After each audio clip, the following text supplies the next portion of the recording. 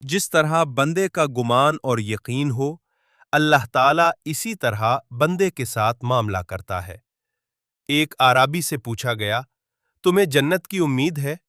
اس نے پورے یقین سے کہا، خدا کی قسم مجھے ذرہ برابر شک نہیں۔ اس اعرابی نے کہا، میں جنت کی فضاؤں میں ٹہلوں گا اور اس کے نعمتوں سے فیضیاب ہو جاؤں گا۔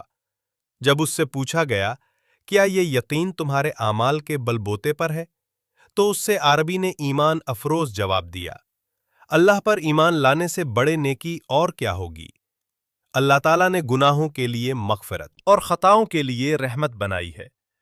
وہ اتنا کریم ہے، اپنے چاہنے والوں کو آگ میں نہیں جلائے گا۔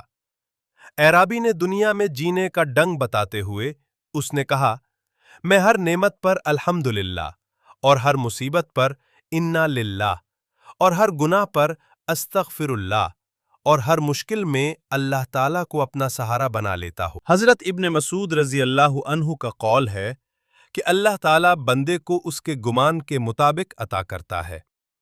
اے میرے رب، میرا تجھ سے گمان بہت خوبصورت ہے، تو میری اس امید کی لاج رکھ لے۔